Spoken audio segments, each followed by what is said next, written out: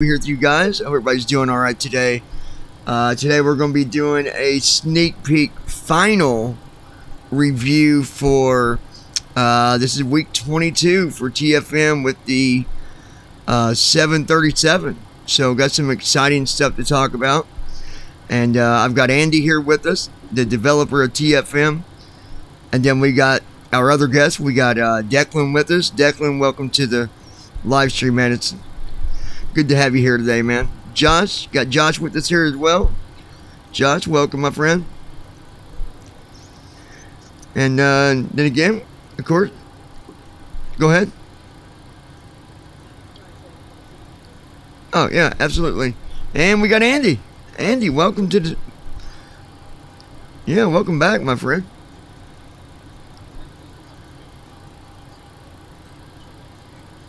Okay, let me go through here real quick.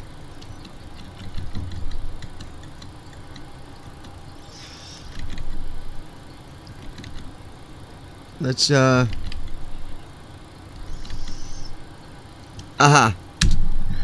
go ahead. Let's say something. I bet you should be coming through now. Okay, hi this guys. Is a test. Testing team. Yeah. Hey. Yep. Are we good? Just waiting for the stream to catch up.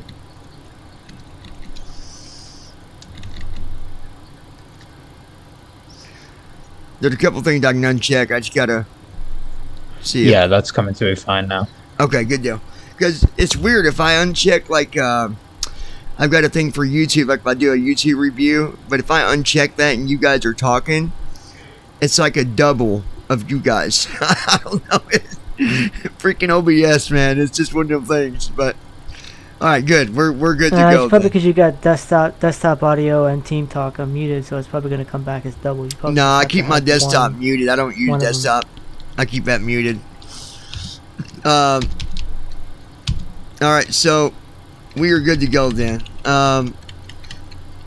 Guys, we've been waiting on this for a while, and here we are. We're finally here, and a lot's going on. There's been a lot happening these last few weeks. You know, you got and I'm going to tell you guys real quick too, we're going to be doing 2020 as well, but it will be a separate live stream.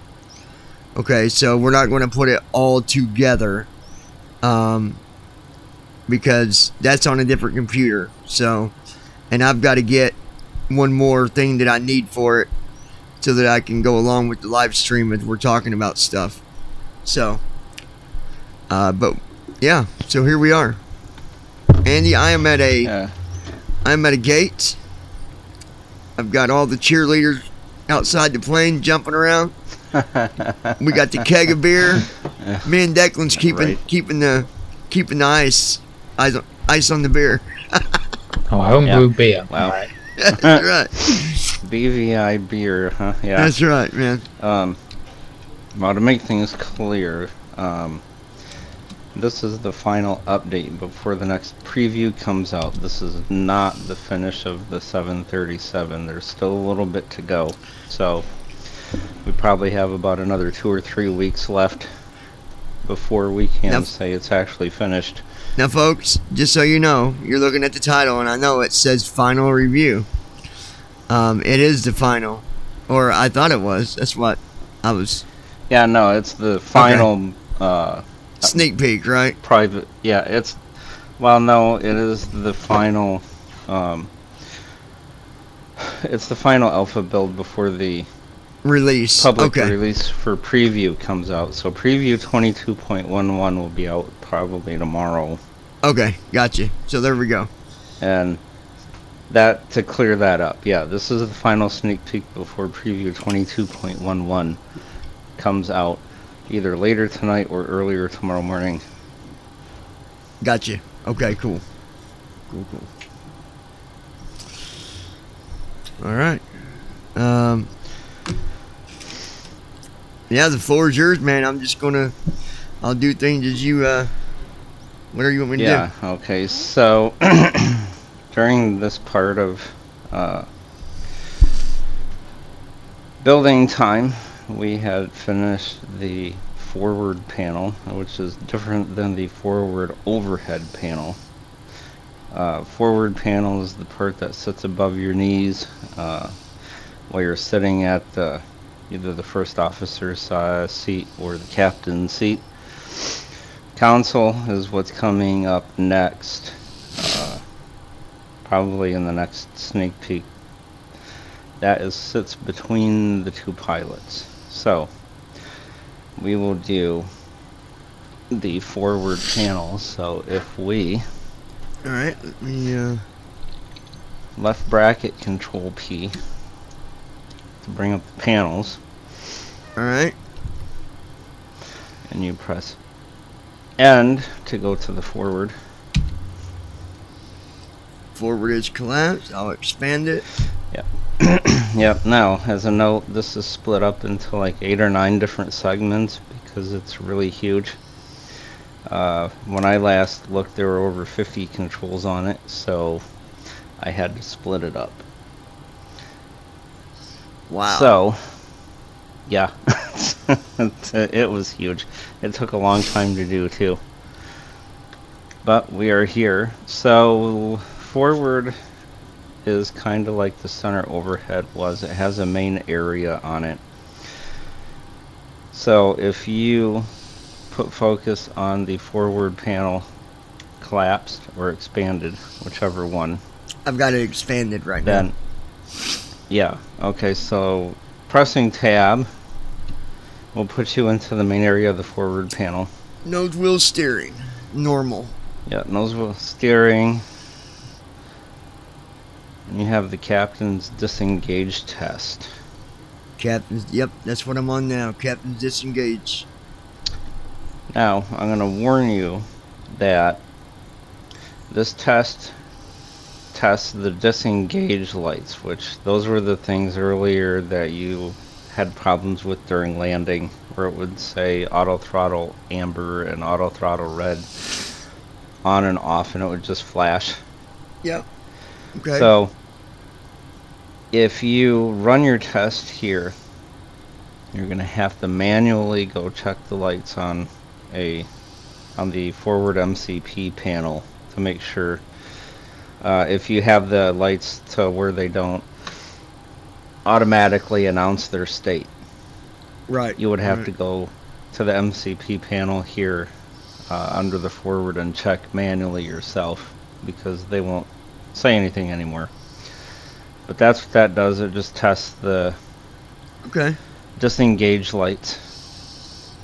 And then you have the first officer's disengage test. That one's off. Yep, they're off. Oh, they're both All you gotta on. do for these, all you have to do for these is just press space to cycle them. Right. And then you have cockpit lights.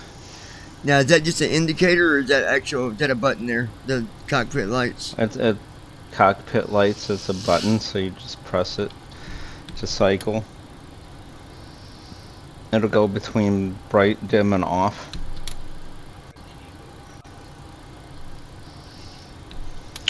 And so the cockpit lights are not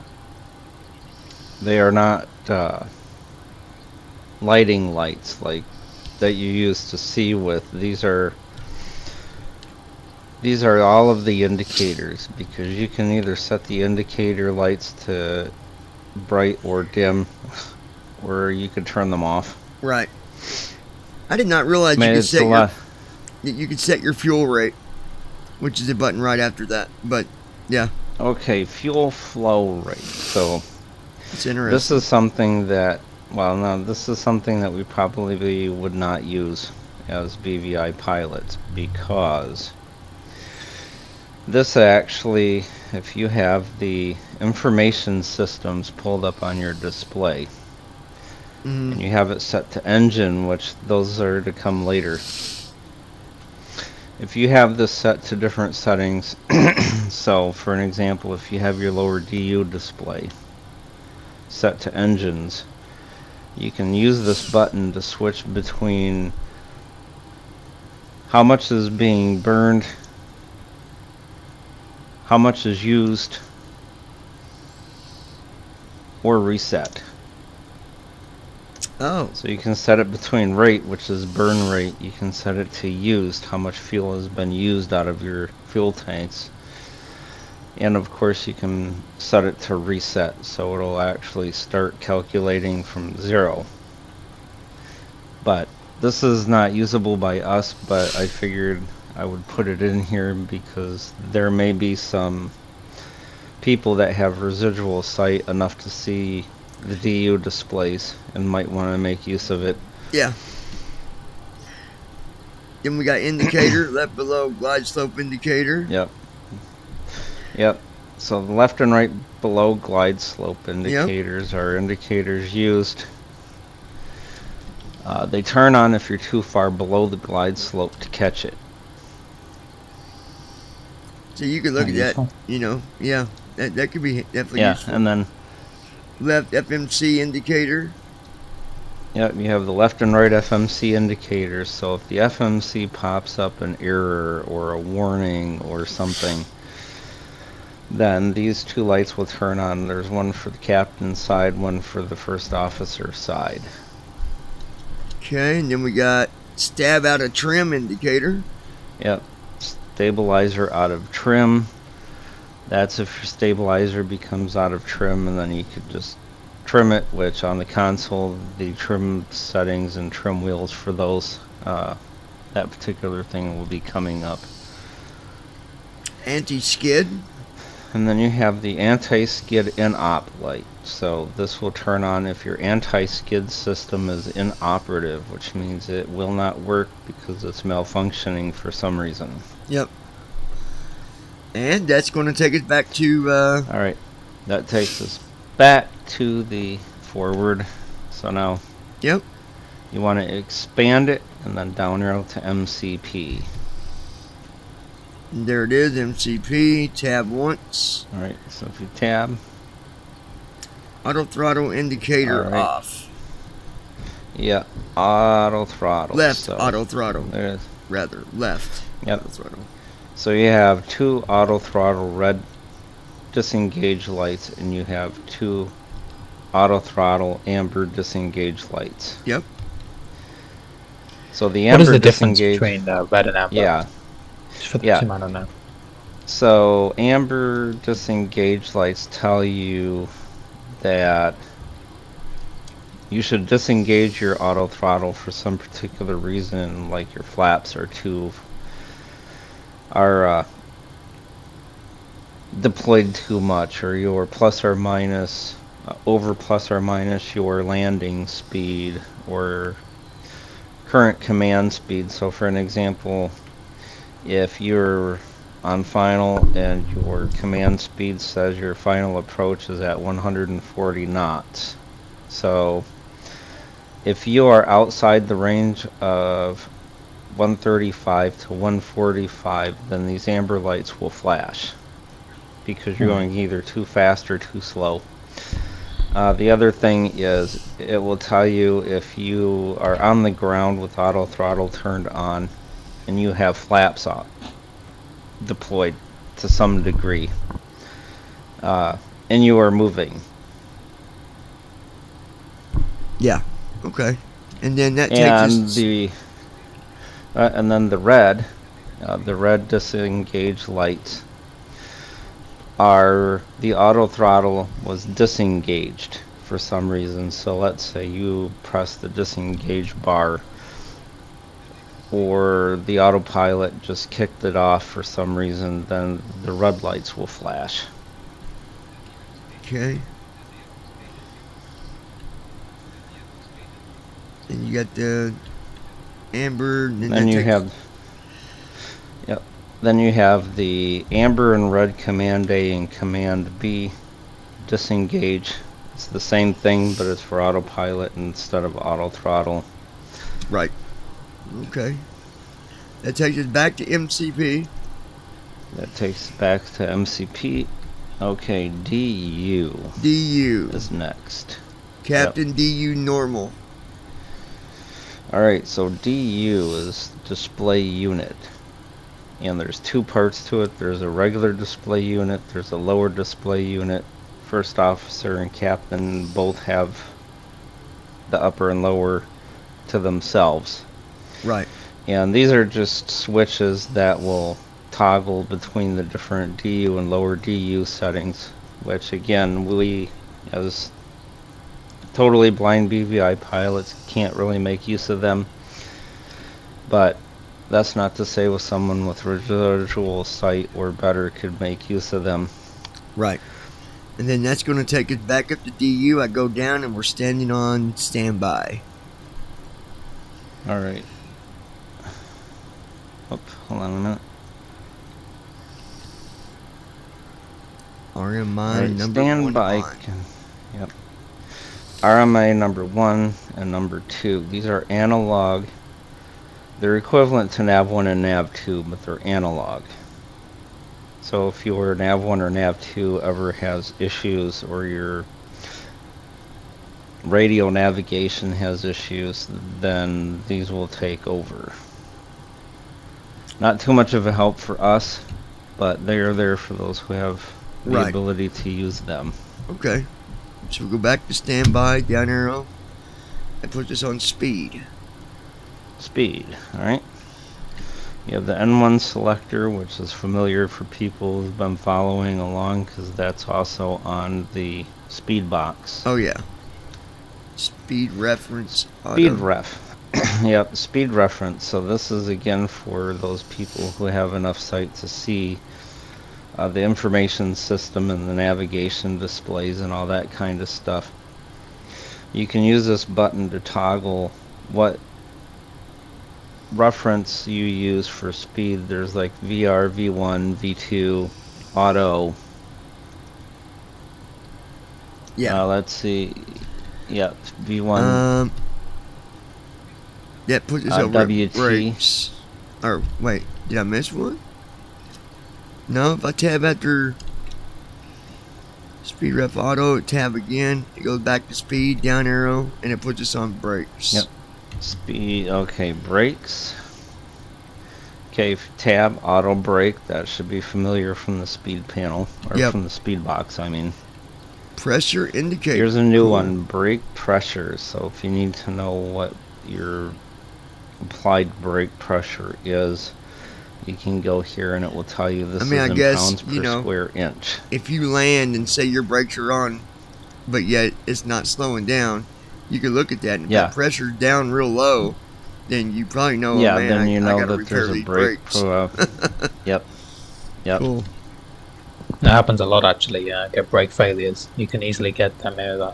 Oh yeah. A lot of braking on landing, so it's pretty important to keep checking that. This will help. So yeah, they get really hot. So that's a good speed brake armed indicator. So I guess it just tells you if your speed brake is armed. That's familiar to the speed box. Do not speed brake. Do not arm. That's indicator. In the speed box. I guess that tells you if you shouldn't be arming your speed brake. That's going to be on. Yes, it tells you that if that light turns on, it means do not arm the speed brake now. Or if you arm it in a condition where you're not supposed to, then it will turn on. Yep. A speed brake extended, that should be familiar for people with the speed box. Auto brake arm indicator. Same thing with auto brake disarm. Alright, that puts us back to brakes. Go down. Now we're at flaps. This is new too, I know. Yeah, so left flaps needle indicator. Left and right flaps needle indicator. There's been times where people said, okay, I go check my flaps with right bracket L, and it says flaps in motion for an unusual amount of time. And they didn't know if it's actually working or if it's supposed to be like that. So now what you can do is if you extend or detract your flaps and it's taking forever for it to stop, you can go into this forward panel, go to flaps, and you can look at this left and right flaps needle. Let me see if I can see if it's actually moving or not. See if it'll move for me. Go back and look at it. Okay, so I move my flaps out. Let's take a look at it. Put them at flaps 40 just so it gives enough time. You mean flaps all the way out? Yeah. Mm-hmm. Okay.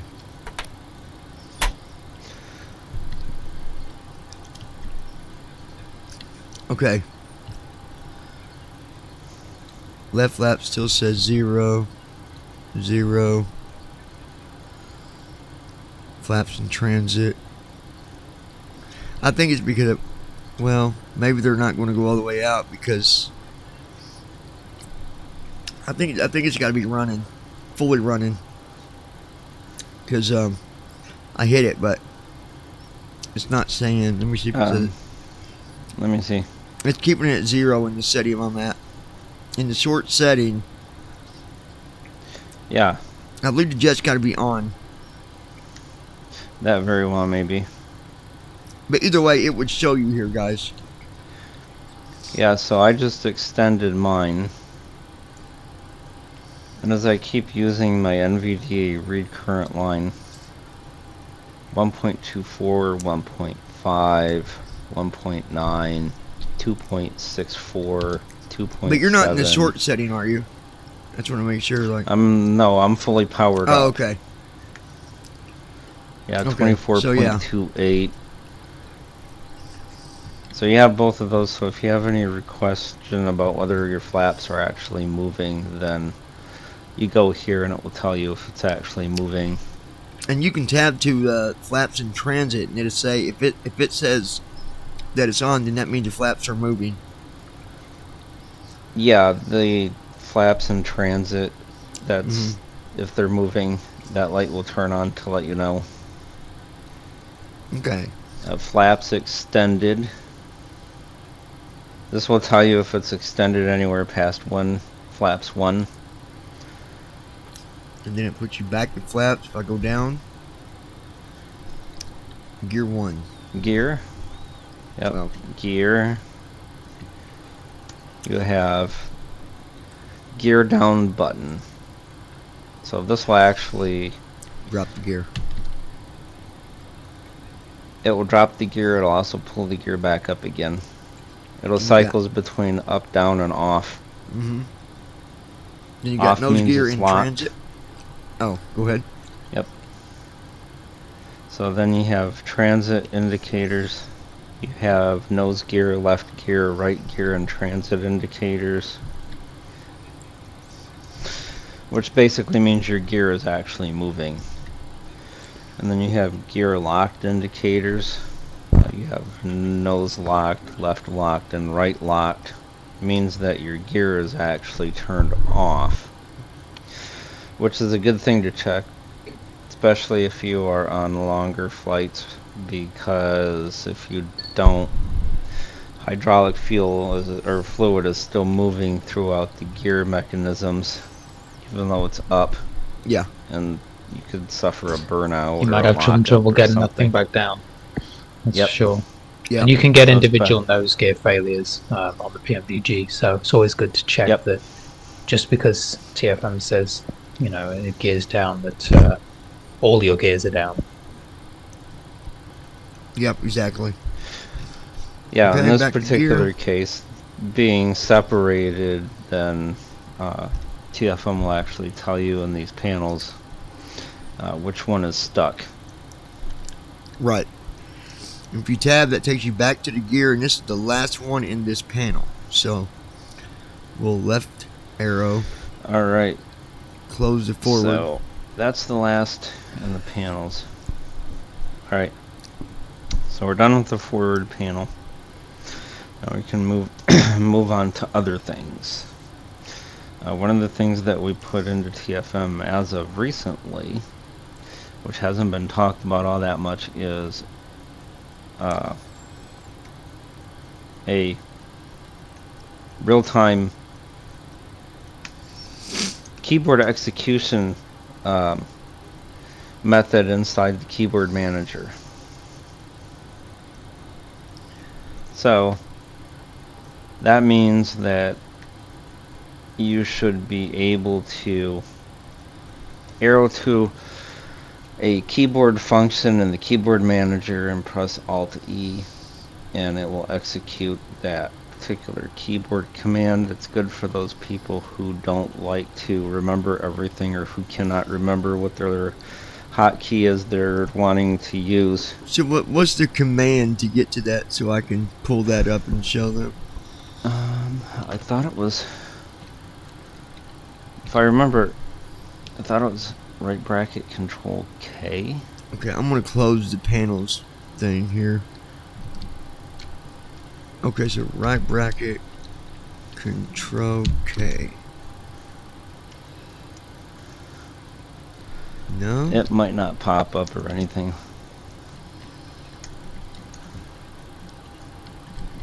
Hold on, let me check to see if we changed it.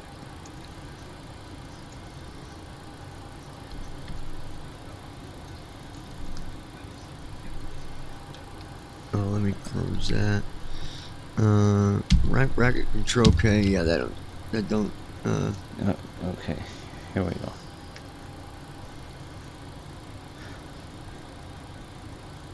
Oh, okay. Keyboard manager is shift. Let's see.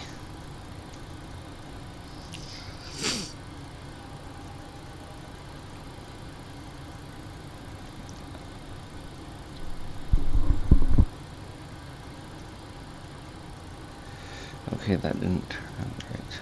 Alright. That must not be linked up or something. Hold on a minute. Because... Well, worst case, you can just go through and tell us. yeah, you would have to enable it. You'd have to turn it on from the context menu.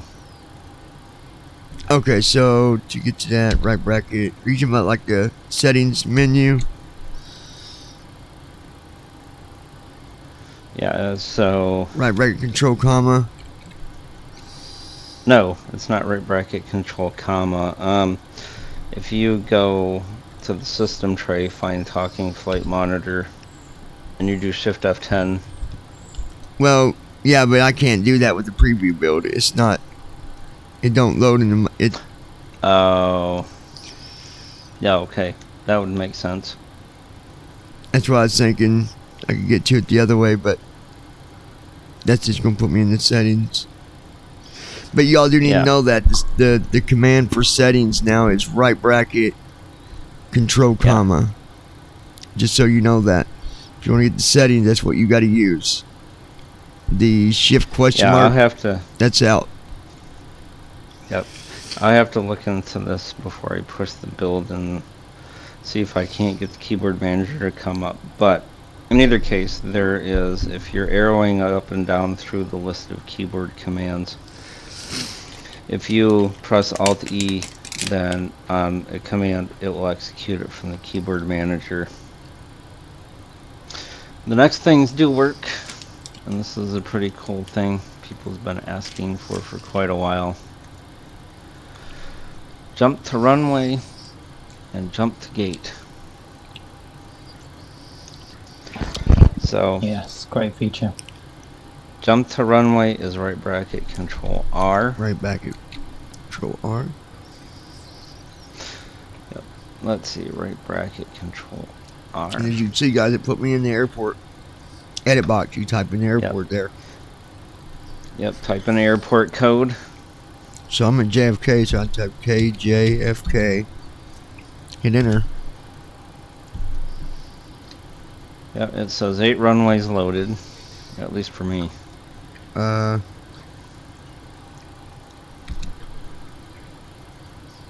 put in a directory for the airports.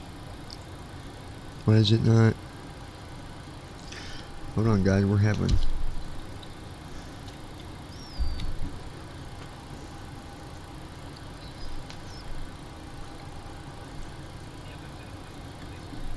Hold on. Let me see here. Airport database. C program files, Lockheed Martin. Let me.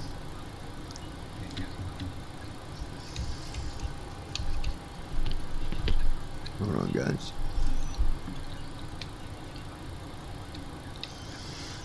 Program files.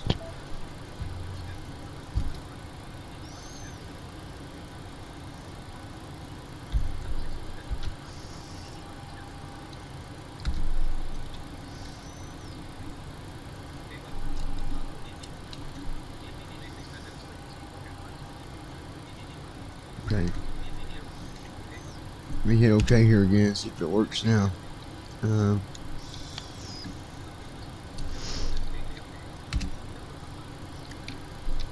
Alright, here's what we're going to do, guys. Hold tight. I'm going to restart TFM real quick, which is right bracket Control Shift X, right, Andy? Gotta Yep. I'm going to restart it, guys, because I don't think it loaded the airports when I changed the path. Oh, no, it won't. You have to reload TFM for it to do that. Yeah, I was thinking I did, but...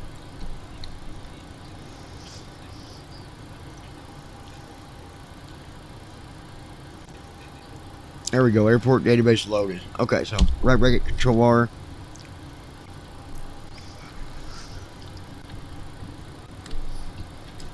Okay, KJFK. And now it says 8 runways loaded, so I'll tab. Yep, so you tab. We're just going to pick one. Let's say I want to go to 13 right.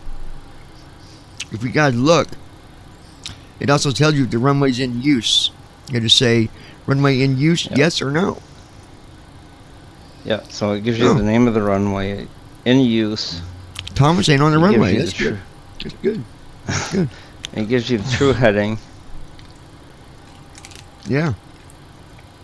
It gives you the length in feet, it gives you the width in feet, and it also tells you whether takeoffs and landings are allowed. Now I'm going to hit enter and simulate that for them, Andy.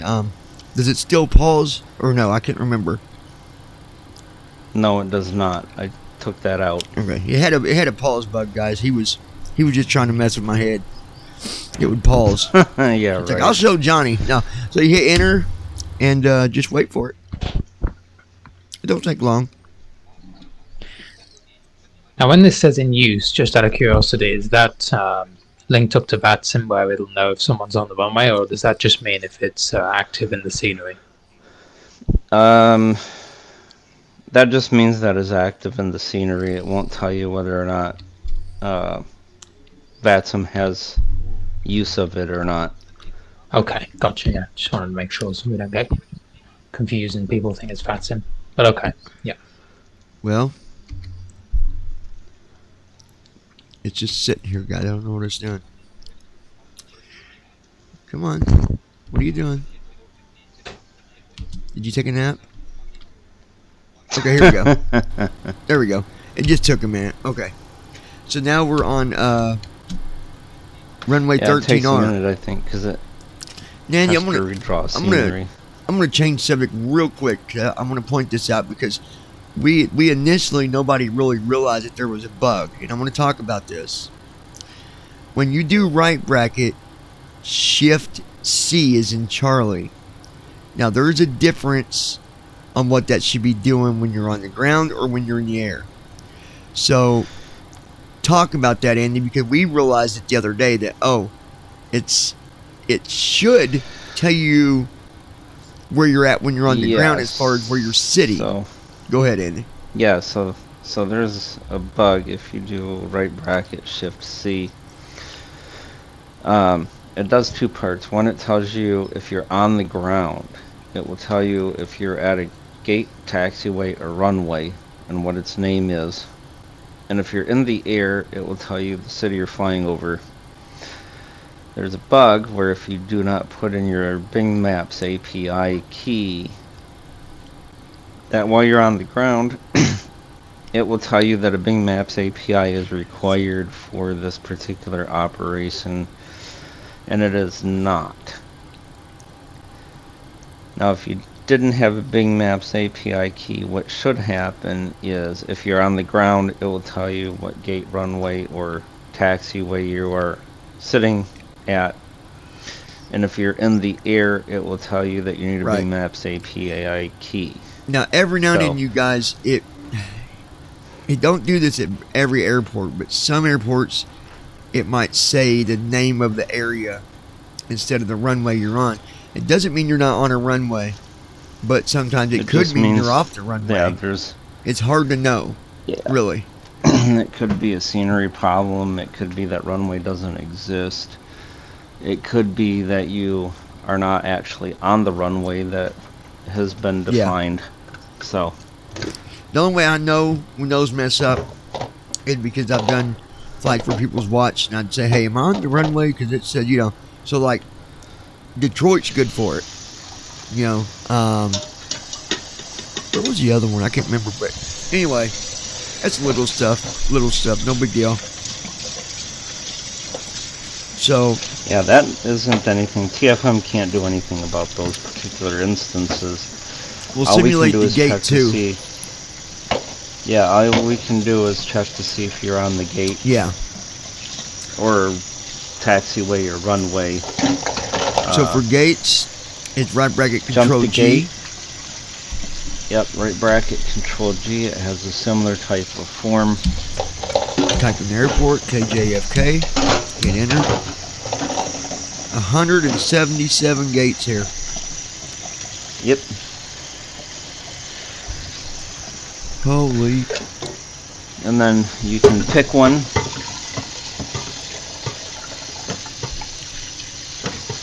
Hit enter on it, and it will close the form. It will close the form and jump you to the gate in question. Now this particular form, the list view with the gates, actually has similar type of features where it will tell you what type of gate is it. Is it a heavy, Like small, right here it says large? A1 type gate heavy, in use no. So we'll just go to that one. It'll tell you if it's in use or not. Hit enter and we'll just jump to the gate. This is a good feature because no longer do you have to do the GSX thing where, is it just me or have you guys been through this before? Like you're trying to move to a gate or a runway and you got to go to the second page of the list. So you got to hit 0. And sometimes on GSX, I hate it when that. Such a pain in the butt, man. Yeah, and the menu doesn't always read because it'll close before you get to it again. Yep. Or for whatever reason, it's just, or people don't have GSX to jump to the runway. Yeah. So there we go on that, guys. Now we can jump to our runways, to our gates. No reason to be stuck on a runway. Yeah. And there's going to be future updates to these jump to boxes. And you should be able to sort by all of the columns, like in alphabetical order or in reverse alphabetical order. Like maybe you want a heavy gate, not a small gate, or you would be able to filter out. So let's say, I'm in a 77. I already know right off the bat I'm going to need a heavy. Devin, Declan, I'm gonna let you take over talking to him for a minute. I gotta do one quick thing on the side real quick. So if you don't care to stand up, take my spot for a minute. Alright, yeah, go for it. Alright. So, there would be filter options and things like that for, like, in that particular instance, I'm at a 77. I know I'm going to need a heavy gate. So, in the future, there will be a thing that says what gate type you want. Then you can choose heavy. It will filter out and leave all the heavies in the list. So you know that you don't have to sort through hundreds of thousands of gates just to get to a heavy. Right, yeah, that's very cool. And I guess you could also do the same with runways. You could perhaps filter by length. If you know you're in a heavy airplane, you're going to need a long one. I mean, this is great, guys, because you can really look at the details. It's alright looking up runway lengths on Wikipedia or something, but your scenery might be different. So if you want to look at the runway, or you want to look at what your scenery's got in terms of the terminal, this is the place to do it. You haven't got to have.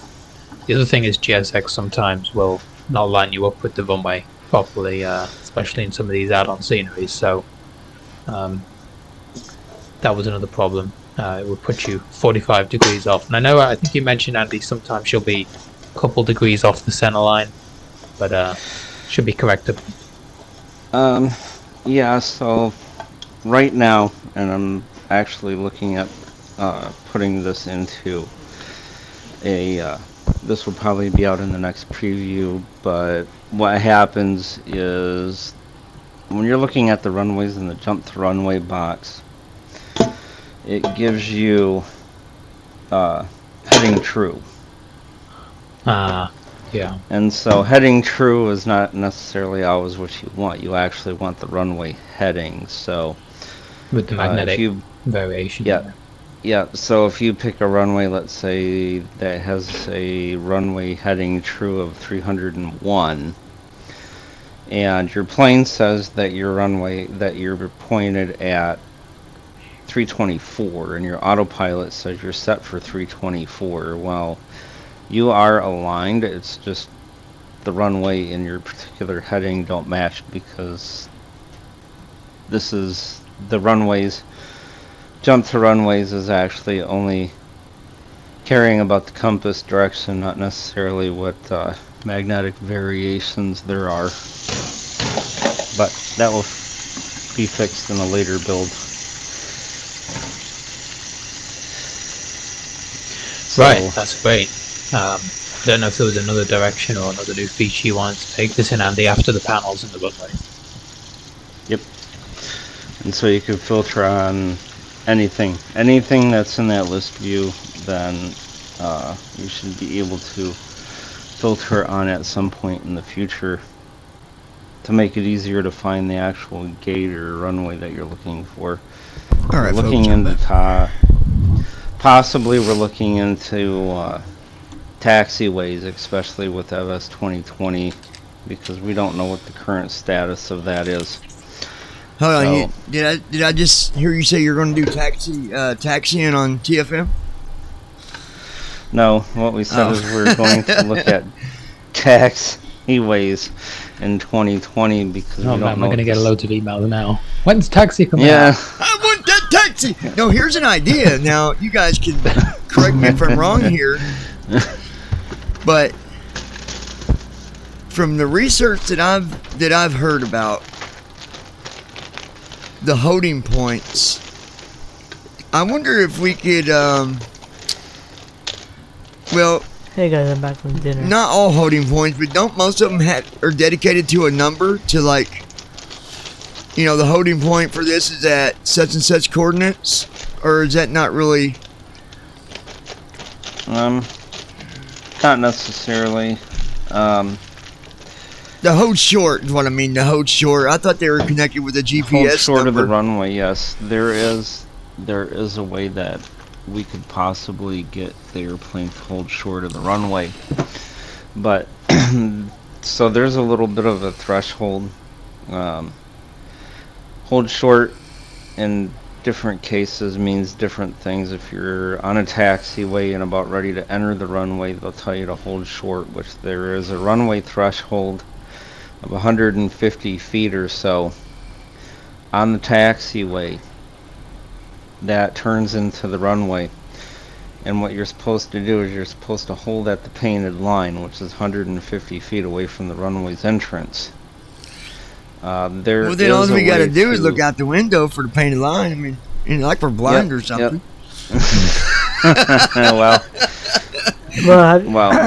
I heard in recent updates for 2020 that they have this nav data API thing where they've just implemented taxiway data into it, and I'm curious if TFM can get info from that, because maybe we can get the info we need for even, like, you know. Are we talking for taxi, P3D, right? You're talking about for P3D?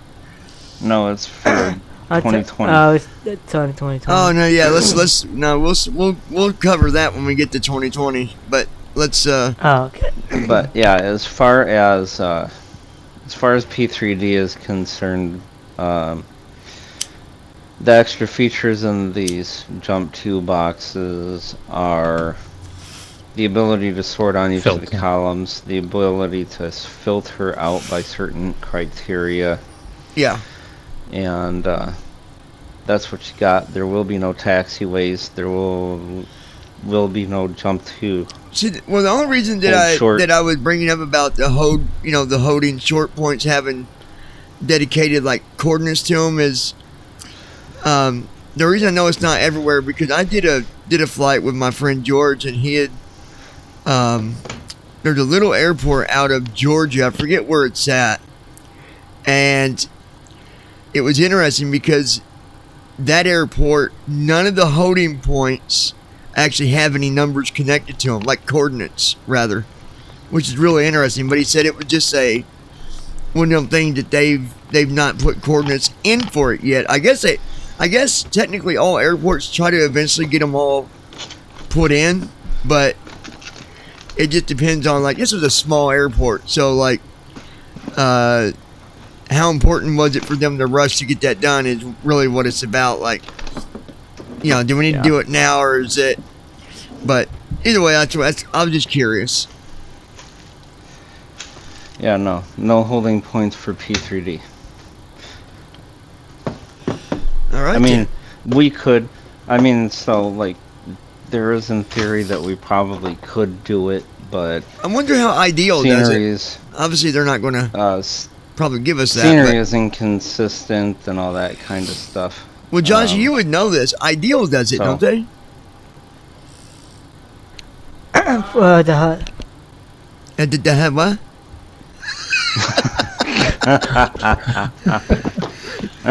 I think Ideal Mother does do of it. Honor. It has a hold Ideal short, does. Ideal does have a hold short. You can hold short to any runway. But I mean, obviously, they're not going to be like, "Hey, here's how you do it, guys." I was just making a point that Yeah, hopefully it's quite we- generic, I think. yeah. I think he has his own. He has his own scenery indexing. Oh, thing. It's like not he built big his own runways or index anything. for it. Yeah, so it's not even tied to the coordinates, probably. Yeah, which Okay. suffice to say. Yeah. What else? What else do we? Oh, there's something else we've not talked about yet. Are we talking about? Are we talking about the online feature? Oh, yes, VATSIM features. I didn't know to bring it So- up. It's like, man, I'm getting ready to pull a Yeah, trigger here. no. Yeah, no, that's, you're good with that. So there's a VATSIM feature where if you go to user interface, I believe it is, and you tab over to a checkbox that says VATSIM mode. If Is there you a check hotkey that I can box- use to pull that up? No. There isn't. You'd have to do right bracket, control comma, and then go to user Oh no! I mean, interface. I've already got it checked. I mean, to pull up the hotkey to pull up the window. Oh yes, it's right bracket P. Okay, so right Now bracket. I'm gonna warn Go ahead. people here. This is extremely unstable and I got an error. unpredictable. Yeah, it's It extremely says unstable and details, continue or quit. Should Yeah, I just quit it? Just quit it. well, if you hit quit, then I'll shut TFM down. Just to let you know. Let's hit continue and see what it does. Okay, Yeah, okay, here we continue. go. Continue and then close the dialogue. No, it's up. Yeah. It's up now. I don't know what the error was. I should have hit detailed, but So the error basically says that there's part of this API that it can't parse through. oh, here it is. It says This it is- right here. Andy programmed it. Don't ask no questions. Yeah, No, right. I'm just kidding. Just messing with you. Go ahead. So there's a problem with getting data, and I think Rob, he's making his own VATSIM app for iOS devices and stuff. He's actually gotten a hold of me and asked me if I had the same type of problem, and so we are actually saying we have the same problem. So Now, I'm just not. know that this is There's nobody highly on the list. Is that unpredictable. normal? That I'm not seeing nobody? Yeah, you're not seeing anybody because it canceled it. Okay, so I'm just going to close that window.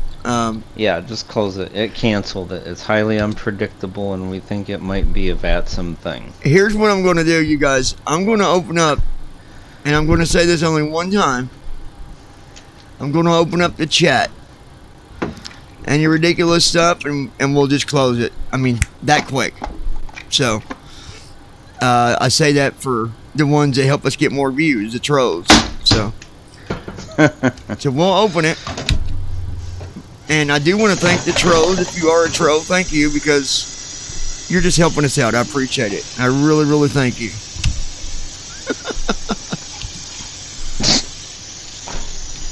Alright, just waiting for it to come up here, guys. That way, if you got a question, you can pop it in there. If you don't got a question, that's fine too, but at least it's there. You can ask your questions or...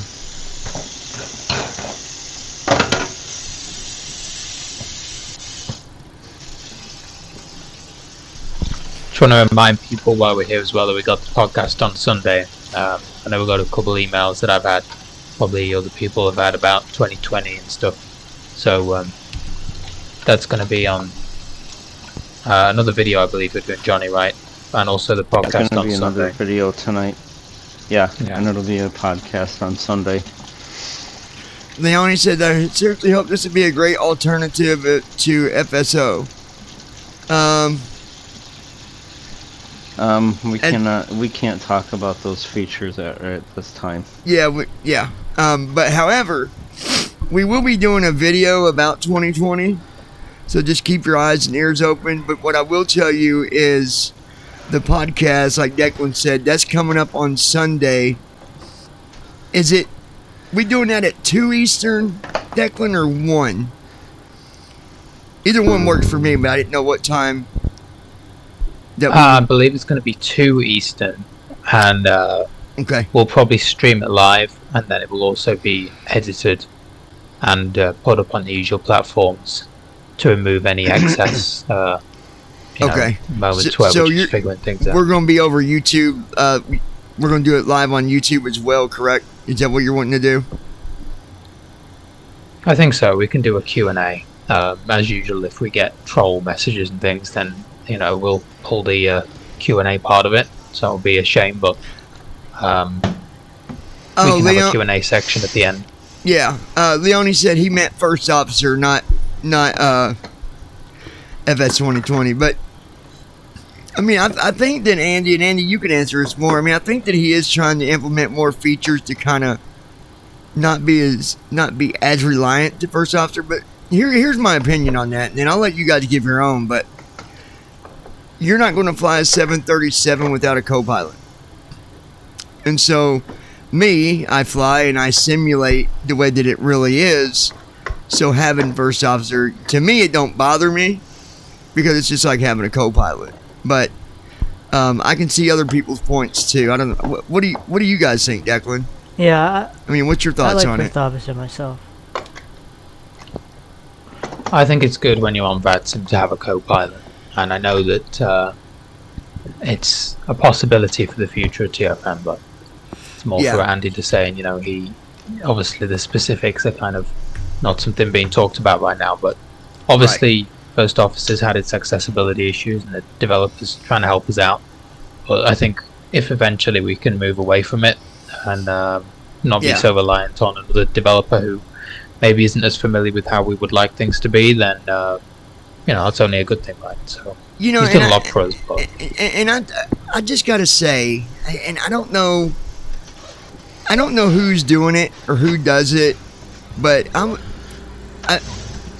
been on forums and I've seen some really just mean stuff said. And listen, I don't know who you are, I don't know who's doing it, but I can tell you anybody from BVI should not be mean. Should not. Because the guy's doing the best he can. I think everybody here has had a conversation with this guy. I know I have. I'm pretty sure Declan's had a couple conversations. I know Andy has. He's been pretty responsive, yeah. And we have to remember we wouldn't be flying the 747 and planes like that without first officer at the moment. So we would be, honestly, if we didn't have that, it'd be so frustrating to where we'd still be flying the 737 on p3d. I think. Because, I know we would, because we wouldn't know what all them, what do we set? How do we set it? And at the time, all them buttons weren't available like they are now. So I'm just saying, give the guy a little bit of credit. Give him a little bit of respect, you guys. He's doing his best. We came into his world. I remember when I first introduced First Officer, none of us knew about it at all. None of us. I think Declan was the first one I took it to, either Declan or Josh. But I said, hey, I found this program. So we kind of stepped into his sector a little bit, and we're like, oh yeah, let's do this. And then now here we are, and we have expectations, obviously, but I think we need to keep it at a respectful level. And that's all I'm saying. I'm not griping. I'm just saying, you know.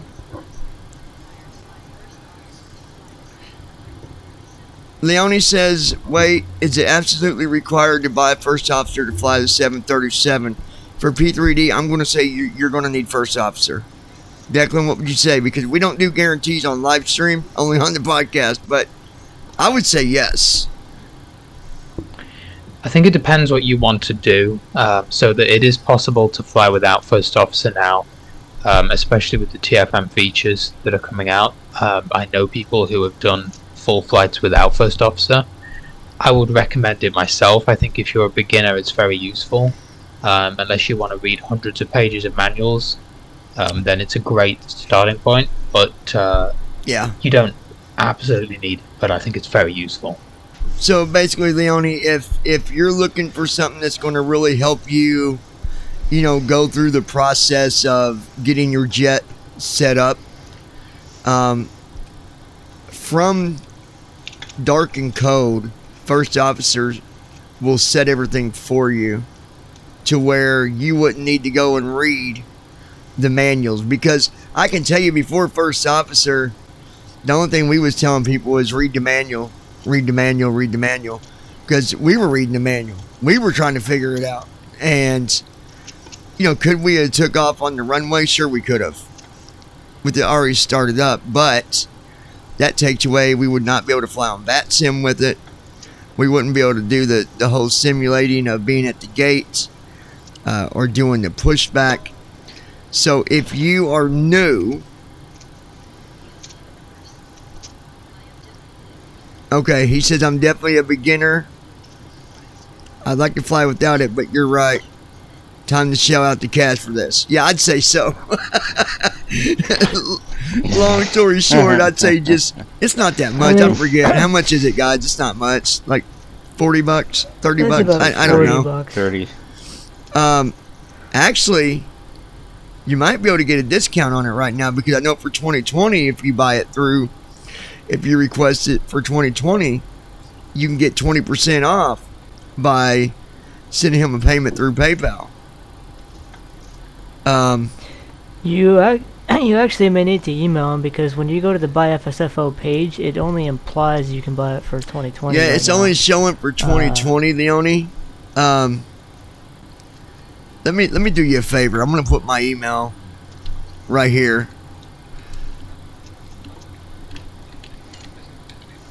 I'm gonna give you. And the other thing Leo needs to remember is it's quite customizable. So once you've figured out from what it's doing, okay, I know how to fly this plane now, you can turn off a lot of the help features and just have it do certain things, but you take on more responsibility. So you can, you know, you're not stuck with it kind of doing everything forever. Right. Okay, Leone, what I did was I put my email in the chat. If you can email me, I will email you back.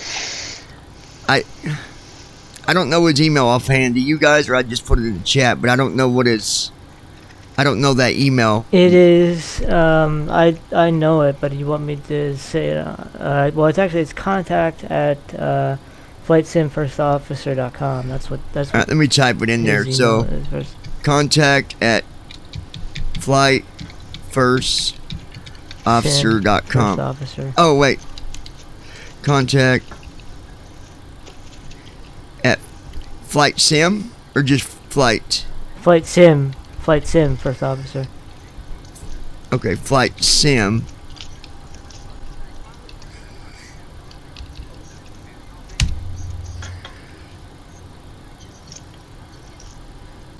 Okay, so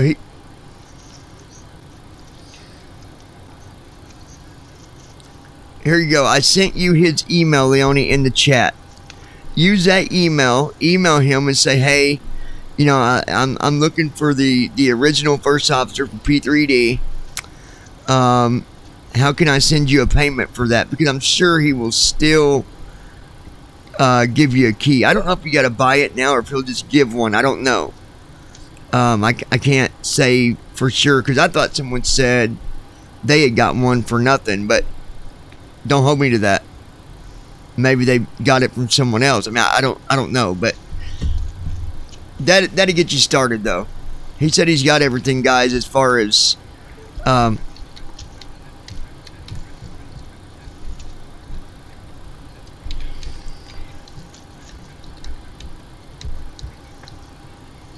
he bought P3D in the 737,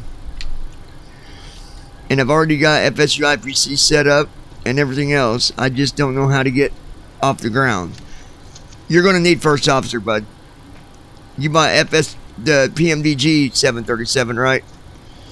I'd say, I mean, what do you guys say? I think he needs it.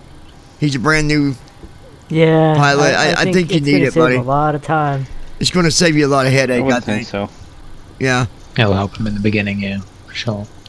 Now, once you fly for a while, you could very well, because now the 737's got every button that you would need. But the thing is, you need to know what everything he's doing step by step. And you need to know what all the buttons mean and when to use them. Well, and there's a step that you can do. You can activate the TFM.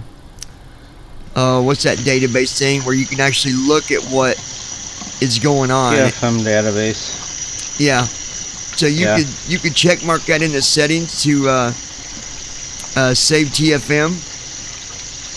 That'd be a different video because there's a lot to that. Or I don't know if we did. We did a video on that. I think if you go back and look. Yeah, we did a video. I think when it was released, yeah. So yeah, we did a video on that already. If you go back and look at the video titles, you'll find one of them where we talk about the TFM database, and that'll help you with that. But either way, for now, first officer, man, you know, you're new. You don't need all the stress. You're just trying to have some fun. I'd say first officer, hands down. Score. Yeah, and TFM is making its way eventually to automated checklists and first officer type of things. Leonie said, "Thanks for the help. It's overwhelming, but it's a lot of fun at the same time." So he said, "Thanks to you guys, to all of us. That's what we're here for, man. I mean, we all fly, but yep. One of our other ultimate goals is getting more people in the sim and sharing the the accessibility and just the joy of being able to fly in these outstanding aircraft." It's funny, kind of off the side of the subject here. I had a dream a couple of nights ago that we were flying the A320 with TFM, Declan. Like, it was just like we was flying in the 737 and TFM was reading the panel and like everything. It was a really good dream. I was like, man, I'm gonna go back to sleep. I'm gonna fly again. That was a wow. Dream of the future. That was yeah. There's just a lot to that. Totally different conversation for another day, but so yeah, TFM. Andy's working on making it work with VATSIM. I think maybe I wonder if the error would be because I didn't have VATSIM loaded. Maybe. I mean, I don't know, but no, it shouldn't make any difference. Oh, okay, gotcha. So that's still a work in progress, right, Andy? Is that my understanding?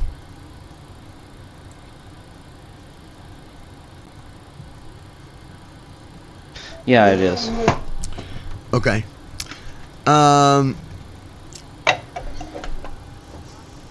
Leonie, probably not going to be doing VATSIM stuff for a long while. Last thing I need is to look like a fool online. I definitely need training. Let me tell you something, Leonie. You saying that right there by itself, that There's sons of said probably the people that are act like idiots. yeah, that makes us feel better to know that you're someone that says, hey guys, I'm gonna go try VAT Sim tomorrow. Hopefully I'll do good, but if I don't, oh well. That would be more worrying. Yeah. Yeah. It's good that you're being conscientious and wanting to read up and learn. Yeah, absolutely. That is cool. Let's see. Alright, this is coming from Facebook because they can't go through this for some reason. Facebook doesn't work all the time, so I'm looking at it on my other thing here. Emma said, what is the difference with the 37 to the A320? It's just making it read different panels. Or is that a totally different programming situation? Yeah, it's... The programming is different, Emma. It's not... Yeah, the programming on it... The airplanes...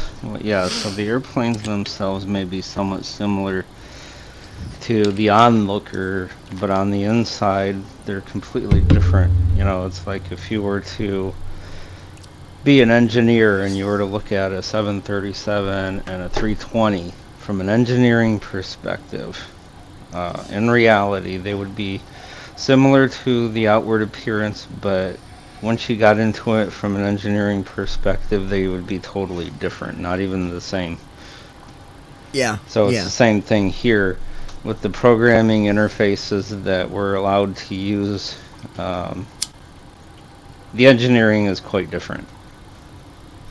One day I think we'll have it, because I mean I think that, you know, we've came a long way with technology and being able to, I mean, in the beginning I never saw us flying this, you know, as quick as we are, and here we are.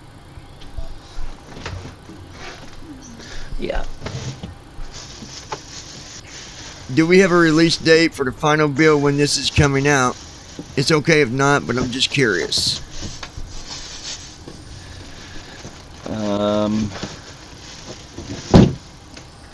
No, we don't have a final release for the 37 yet. We're estimating at this point probably another 2 or 3 weeks, but you know, that's what we have. So yeah, so roughly 2 or 3 weeks. If, you know, it all depends on what Andy comes across, and heck, who knows, he might find something new that he figures out, like, oh, wait a minute, we're gonna put a coffee maker in the cockpit, which I can't believe you don't got one there yet. How dare you? We need coffee. You always got to have coffee. Yeah, right. A true story. I see a lot of pilots saying that too on videos, like that they, you know, someone ask them, like, what is the one thing that, you know, with flying is, you know, important, you know, at, you know, on the side. And I've seen so many pilots say coffee. There's a channel that I watch, and I can't think the name of it off the top of my head, but anyway, they do the Queen of the Sky flights. I know you guys have probably watched them. I can't think of it. It's a guy, and it's a female pilot. She's pregnant. Matter of fact, she got a baby on the way. And then there's her co-pilot. Anyway, one of the planes that they fly doesn't even have a coffee maker in it, and she was like, every plane she flies always has a coffee maker, you know, in the galley, whatever you call it, there in the front. But yep, there's one plane they get stuck with every now and then, no coffee maker at all. And that would suck. That would really suck. You know what that calls for? It calls for pulling into a Wendy's and drive-through and getting some on the way. Yeah, I mean, why not just land your big Queen of the Sky right there on the interstate by McDonald's or Wendy's and hold up traffic? You know, it'll be all right. Oh, heck no. Just take the dang thing through the drive-thru. I mean, you would... You'd rip out... taxi it right on up. Yeah, you just taxi it through the drive-thru. I mean, what the heck? Yeah, you'd only take out the whole building on the way, but, you know, other than that, well, I mean... Yeah, well, I mean, that's their problem.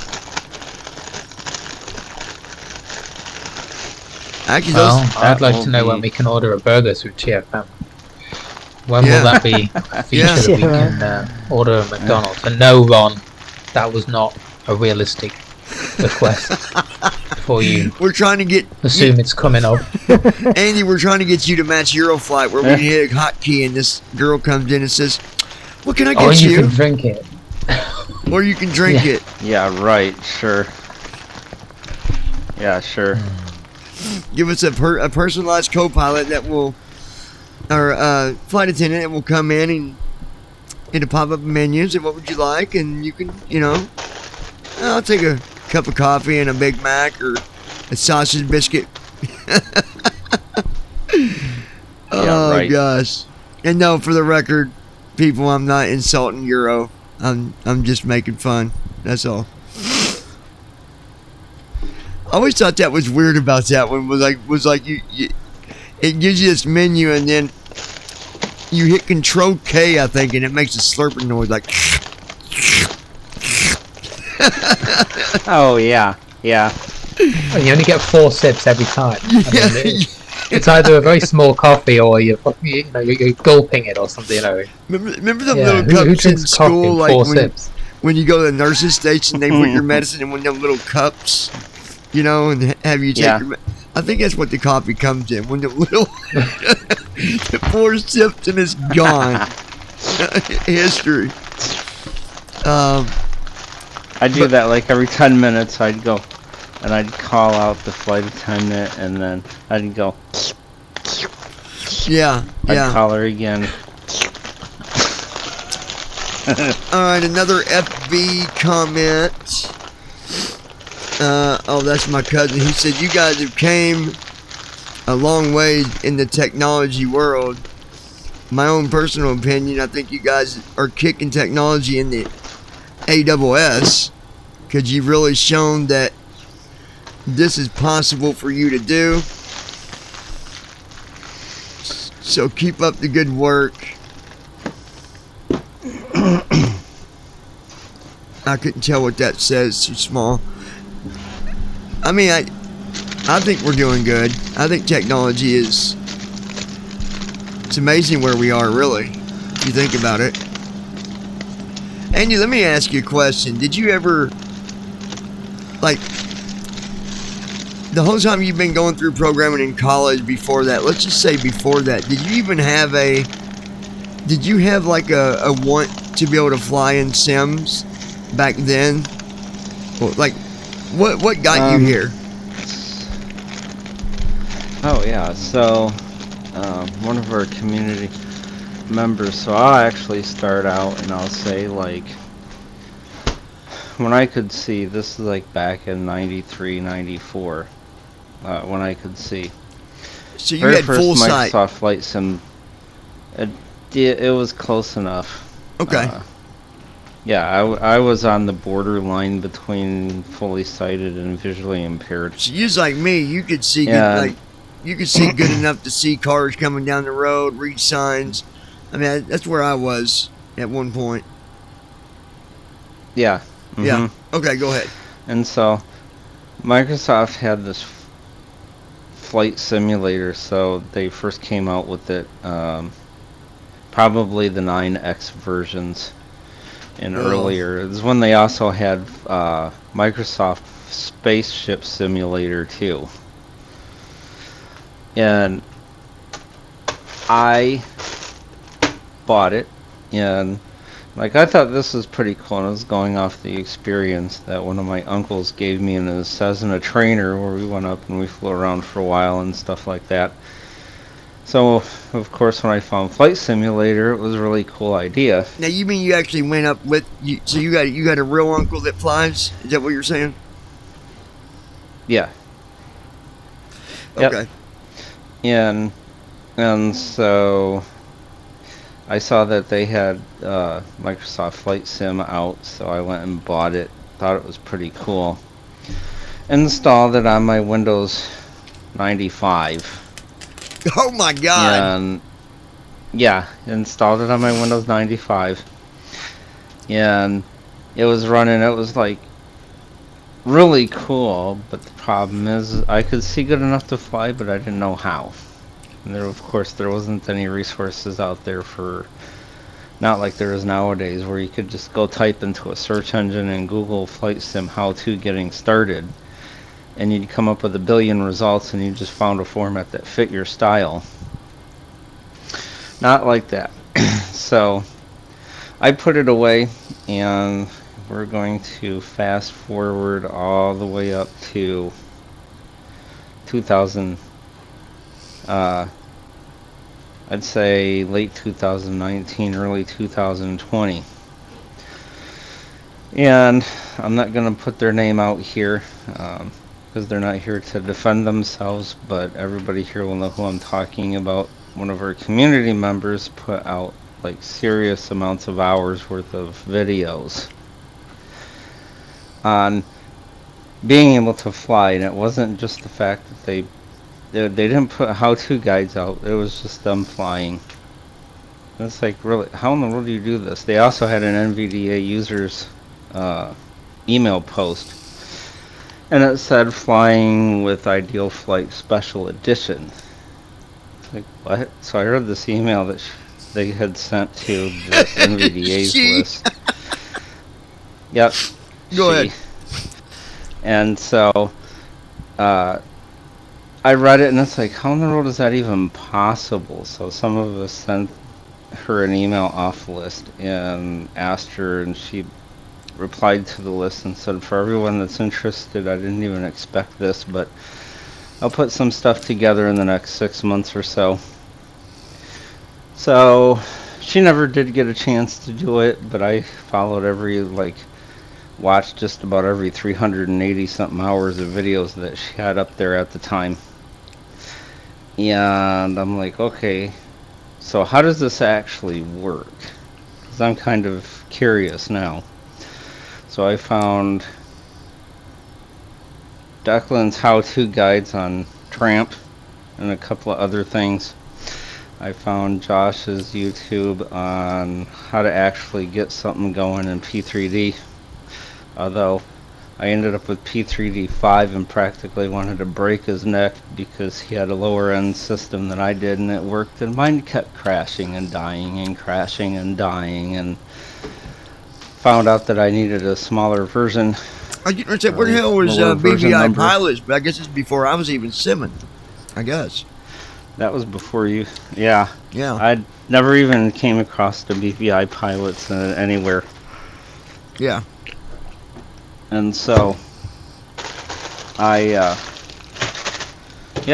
was seriously interested in it at the point, so I hopped on to BVI Pilots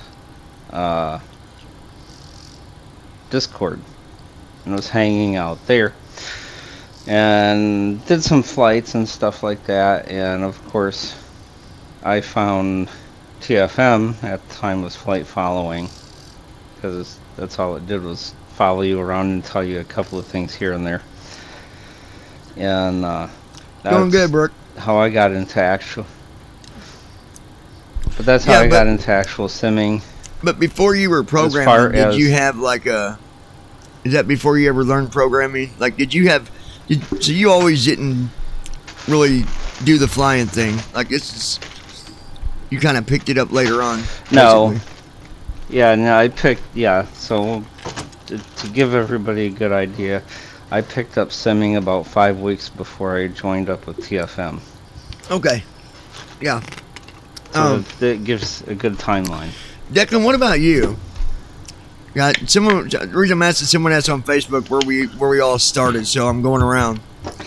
Tell us about your experience where you started. Like, have you always been into flying, Declan? Like, was it always something you wanted to do, or?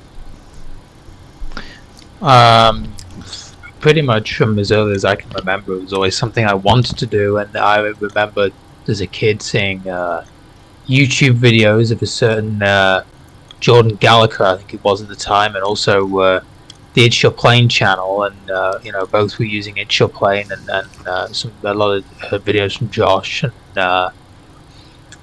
I didn't have a system at the time that could do it, and I kind of didn't have the time. But we got into Eurofly eventually when that came out on version 1, and then kind of from there decided that Eurofly wasn't what I wanted to be doing after maybe, I don't know, 6 months or whatever, using that and making mods, maybe a year.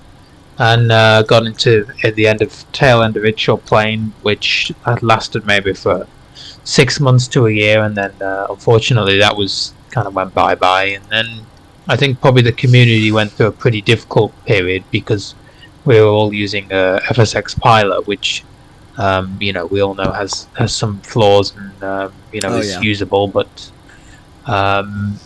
and then I think we went to Tramp, and so I've probably been doing this sort of with FSX p3d since maybe 2018, 2017, I don't know. And then we got on a Tramp, which was a big thing because we could use VATSIM and fly the procedures somewhat correctly, the SID stars, things like that. And and then I remember the flight following, the emails from Jason when he was initially testing flight following, when it could read the nearest city, and that was all it could do, but that was pretty cool for us in the beginning. And then I kind of went from there. I mean, we really got a whole bunch of PMDG planes, which was the next step, in one go. I mean, we got access to the 7.3, and then we figured out that we could get access to just the CDUs, what I'm talking about here, 7.4, and then a couple of weeks later the triple, and then really the 7.3's been obviously focused on it as the main thing, but we've had so many other features. I mean, TFM is very community driven, so it goes in all different directions. And I mean, we've come on leaps and bounds for the community. We're doing all kinds of online events and exploring new simulators now, of course, with Microsoft. So there you go. Very cool. All right. Let's go to Josh. Josh, how long you been simming, and what got you started? I've been simming since, really officially, consistently simming since 2016, tail end of 2016. And actually, December 2016, I think December, just right after Christmas. And I got into it a long time ago, but never really, set it up or anything, because Scott Shade, who did several demos and stuff of a previous helper assistant called FS Navigator, which is now FS Tramp. It's the same type of premise, even developed by the same developer. And he was putting those demos out on Blind Cool Tech and other blindness specific podcasts to try to get people into it. And FS Navigator wasn't. It was pretty hard to use. You had to use, first of all, you can only use it with JAWS. NVDA wasn't around back then. So you had to only use it with JAWS, the JAWS cursor. Landing taxiing to runways was you didn't know whether you were on the center line at best, and then landing you couldn't know whether you were on the center line or whatever. It was very so what are you saying? That was like when it was dodgy at best. Did Navigator not let you? So Navigator wouldn't let you reposition. Like you had to try to drive your plane out to the runway, or? No, it had like a slew feature. I think they maybe have used a different add-on to slew to a runway, but even so, they couldn't figure out whether we're actually on the runway or not. So what did FS Navigator do for you? Did it fly your plane? It helped you. It did. It managed autopilot. It was a way to add to manage your autopilot, put in your altitudes, put in your speeds. Stuff like that, similar to what Tramp does now. But you had to do it with JAWS cursor, where you had to do the whole route you JAWS. Had to do it with Oh. And you also had to. It also didn't manage. You had to you had to do stuff a lot. You had to do stuff more manually. When you had to look at your instrument. You can look at your instruments with JAWS cursor, your speed, your altitude, and you had to manage it all because it wasn't. Yeah. Tramp didn't have that VNAV system where it tries to manage it. So did FS Nav die? Is it gone? Like, is it no good today? Like, yeah, FS Navigator. Yeah, the FS Navigator went on to develop. He went on to develop FS Tramp. That's what we know as FS Tramp now. Okay, you mean okay? So it's actually the same person. I thought you meant like it's the same program but just different. Okay, I got you. Same guy. Yeah, it's the same person. It's that guy. FS Navigator is the Tramp's predecessor. Yeah, it's that guy. So see, we really can't hate Tramp because I mean, Tramp's been in our back pocket. Sounds like for a long time. Yeah, this was back in 2002, 2003, stuff like that. Oh gosh, man, it was pretty crazy. I mean, I will say, FS Tramp did. Yeah. I mean, let's look at the facts of it. FS Tramp did give us the ability before other great things came along. I still use FS Tramp. I think Declan still uses FS Tramp.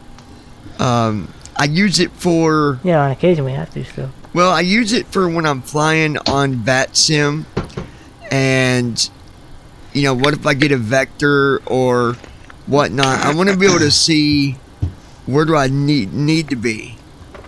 And, you can do that with FS Tramp. Or even without VATSIM, maybe I'm coming to do a landing and something goes wrong and I get, confused on exactly where I am. I can look at that and say, okay, I need to turn to 132 degrees and, whatever. But that's all I use it for. I don't use it for anything else anymore. But I mean, as for where I started, I mean, it's pretty much publicly documented. I have an entire playlist on YouTube where it's literally my first flight ever with the interplane tutorial with the freaking somewhere to Toronto. I think it's the Calgary or something. I got it. All the way to Yeah. Well, I've got to ask. All the way to recent flights. Maybe it's just one of them things where we have them days on flying where things go wrong. But I've watched a lot of videos with It's Your Plane, and I've seen where you guys would have to restart. Like out of nowhere, like you're trying to set up and all this, and all of a sudden... Yeah, because sometimes it crashes. Declan had one published where he... Or the sim would crash. He got so mad at It's Your Plane. He's like, I got to restart this stupid thing again.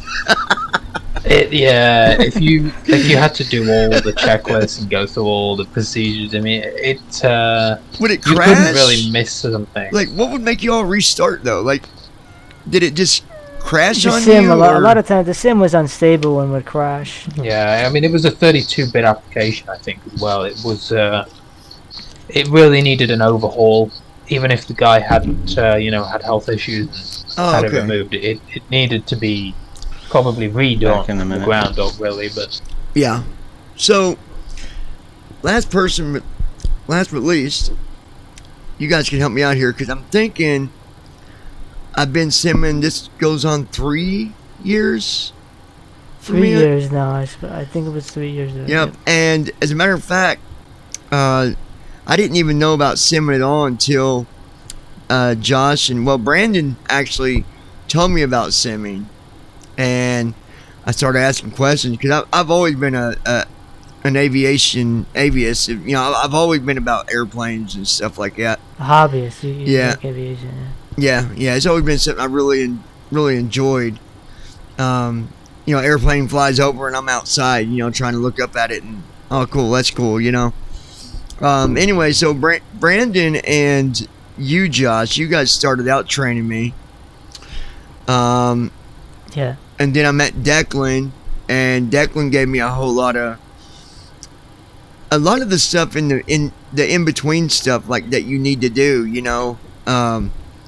So Declan was responsible for a lot of training for me as well, and I'm not saying because I'm not better than anybody else, but you got some simmers that move kind of fast and some that are not as fast. I would think that all of us here faster simmers than some. No harm anywhere, but what I'm saying is I think I was in simming for not even 2 months, and then I wanted to go online. Like, I really wanted to be fully in the mix of things. And I remember Brandon wanted me to keep on using GSX. Yeah, you turned heads, yeah. And I'm like, Brandon, I don't. What can I use to do what you're doing? He's like, well, FSX you know, pilot, you mean? yeah, FSX. He's like, stick with the FSX pilot, you know, right now. You know, he's like, that's gonna help you. And like, I just wasn't doing it. I'm like, well, what are you using, Brandon? And he told me about the actual sim, and I'm like, okay, I want that. What do I got to do to get that sim? He's like, okay, but it's a lot, and I don't know, you know. He's like, there's a lot you got to do. And so he gives me the sim, and then all of a sudden, like, I'm going on VAT sim, and Josh and Brandon are like, what? You done did a VAT sim flight? What? So then they go on. They're like, oh, we taught this guy, and he's already going ahead of us. And I mean, granted, I wasn't no pro on there at all. I was just, you know, honestly, I think in simming, first couple of VATSIM flights. I think that in simming, honestly, there's a lot of things that are similar with, you know, you have other people you can look at and say, man, you know, me and those people got a lot in common. Like, I was just always about moving forward, you know, not taking my time, and that's not always good, guys. Like, there were things that I should have slowed down on. VATSIM being one of them. Out of all of it, most important is VATSIM. There's so much to learn. It don't sound like a lot, but there's a lot to it. You know, you got to know about the takeoff. You got to know how to communicate. You got to know how to also communicate when you're at cruise altitude and they're giving you different altitudes or maybe descent, and they put you on a different flight, different path. There's all these things, and I just wanted to fly. I'm like, I just want to fly. But anyway, that's kind of how long I've been in it too. And what was you gonna say, Josh? I just wanted to finish that before I forgot it. Well, yeah, no, I was gonna say that, you know, after my first couple of VATSIM flights, and I saw the amount of people who are flubbing it on VATSIM, like it kind of made me feel better, because it's like, well, you know, there's people who some people don't even try. Yeah. You know, to like conduct themselves properly. Yeah, there's some that don't take it serious. You know, I've seen some that. Michael Maslow says, hi, I'm a new simmer. All right, Mike. Good deal, man. Good to see that you've joined us here on the live stream. I do want to remind you guys, if you're here with us new, tap on that subscribe button and set your notifications always. There's always something we're talking about here on BBI. Granted, everyone that you hear talk on BBI probably have a channel, right? Declan's got a channel. Josh has got a channel. Andy's got a channel. I've got this channel, but I've also got my regular simming channel, which is, it's a newer channel, but that's just where I go and just do regular, just flying, where I'm really not, you know, going on about like BBI. But I try to keep everything through BBI as well. So, yeah, good to have you, Mike. And if they go to bvipilots.net, we do have a streamers page. You can get links to all the BVI good streamers. Point. Yeah, good point, Declan. Thanks for reminding us about that. Yeah, go to bvipilots.net, and honestly, you'll find everything you need to know right there. Honestly, you can see all the different YouTubers. If you are a simmer and you've got a channel, and you're probably thinking, well, why isn't my YouTube there? It can be. You need to contact Declan. He's not just going to put a channel there until he knows that one that you've been doing flying, stuff like that. But we can put it on there, yeah. And we have some of other languages as well. I believe we have Portuguese, Brazilian. So even if you got a channel of a different language, we would love to put it on there, because we know there's other areas that do simming in the world. Yeah, absolutely. Mike says, I've I've watched Josh's channel. Well, there you go, Josh. There you go. Well, I'm glad you found us here, Mike. It makes me feel good to know that BVI is being coming up in searches. So, again, this is why we do it, to help you guys out. Those that might be new, we want to be able to bring you the latest technology with simming and just kind of help you get through things without feeling, because it can be overwhelming. When I first started, even though I'm a quick learner, I was still a bit overwhelmed with things. I'm like, man, how am I going to do all this? Holy cow! So we get it. We get it. Sometimes you got to just kind of stop and take a deep breath and be like, okay, let me start back here again. But TFM, Andy, is there anything that we didn't cover tonight before we wrap this up? I'm trying to think of anything. We've done the VAT sim. We've talked about. I know what we're not going to talk about until the podcast. Speaking of that, let me make an announcement again. Go ahead, Declan. Tell them about the podcast on Sunday.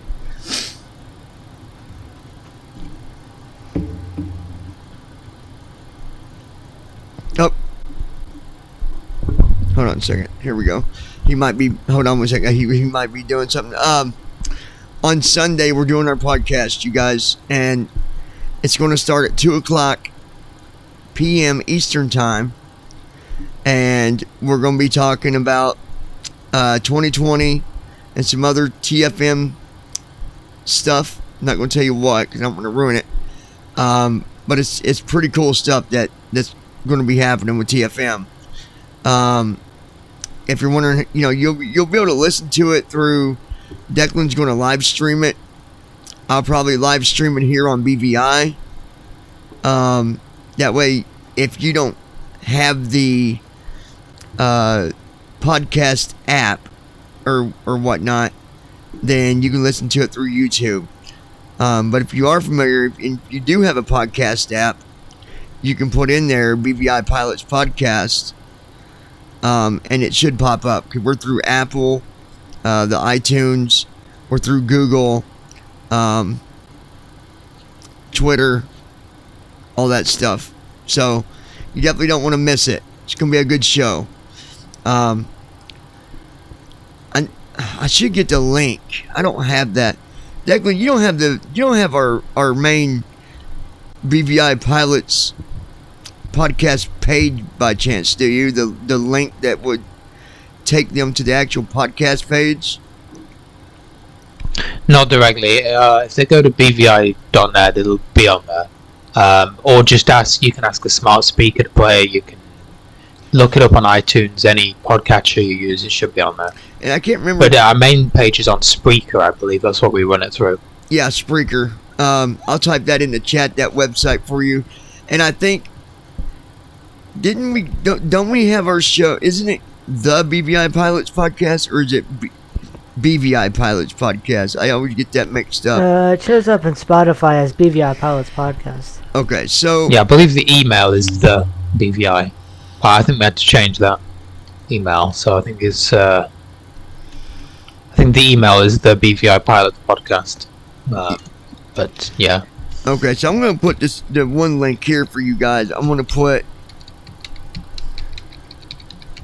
There is the BVIPilots.net homepage. So it's BVIPilots.net. Here is... Now this is just the page where you can go and you can search. You'd be able to find this if you went to that page too. But we're all over the place. I mean, we're on Google, the Spotify. We're on iHeartRadio. We are on. There's a bunch. Because anytime I get a chance, something new comes out, and we're able to submit it, we submit it. Because it's big. It's a big thing to us. It's the integrity of that podcast is really, it's 100, guys. It's 100 because... Yeah, there's the link to the... If you go to that page, you can get direct links to Google, Spreaker, and Spotify. Okay, I think he just wrote it here for us. Let me get it. Yep. Let me. It's just bvipilots.net/podcast. There we go. There's the link for you. So we got that in the chat for you guys. And like I say, on the podcast, the difference is, up here I might say something that isn't 100%. I might say that, when you, here's an example, just an example, but I might say, when you're flying a 737 on descent, you need to have your flaps at, at 10 by the time you get to 2,000 feet. I'm just making an example. That's not what I would tell you, but if I did, that's just my opinion. That's just me giving you an opinion. We will not do that on the podcast. What comes out of our mouth on the podcast, it's 100%. It means if you follow what we tell you on there, it's 100%. It's going to be very, very accurate. It's the for sure facts of, because there's a lot of stuff, right, in semi. My gosh, me and Declan have had people, tell us all kinds of stuff in semi, and it just be gibberish. Can you put a heater in your cockpit? That wouldn't go on the podcast, that's for sure. Stuff like that, or putting the CDU in an air balloon. That's not going on a podcast. Stuff like that. So, anything else, you guys? Anything that you want to announce? Anything? I don't have anything else that I'm aware of other than from TFM's end. Listen to the podcast on Sunday because there's some major TFM things in the planning, along with talking about all of the things that have happened in the past thus far with this upcoming preview build, and some noteworthy news that no one knows about. So take a listen, because it'll only be told there and on the blog once it comes out. Yeah, and guys, if you ever need help, I just want to remind you that there are a lot of us that sim, and we don't mind helping people. If it's something that I think you could learn on your own, I might say, here's what I want you to do. Go grab this, go watch this tutorial, or go read this. And sometimes I just tell people how to do it, but I like to try to encourage people to learn it too, and not always just do it for them, right? So anyways, guys, it's been a great live stream. I appreciate the conversations in the chat. That really does help us, even with the channel. It helps us pop out there more, and people can see it more often. So yeah, Sunday we will be back for the podcast, and then real quick, we will be doing a live stream on 2020. It might not be right away. I got to get some stuff straightened out. Might be a day or two, but hopefully, I'm hoping to do it before the podcast. So just keep your ears and eyes open. On Saturdays, you won't see me doing anything on Saturdays. I got school that day. I've been trying to convince Declan to go to school for me, but he just won't do it. He won't listen. Guys, I'm telling you, he's stubborn. Go to school for me, damn it. No. Anyway, guys, I appreciate it. Declan, Josh, Andy, I appreciate all you guys joining this live stream, and to the viewers, we appreciate your views most of all. If you don't mind, you give us a thumbs up.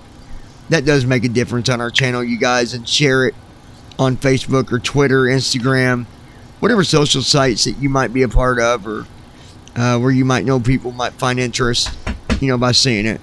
So until next time, you guys take care, and we will talk to you here very soon. See ya. Let me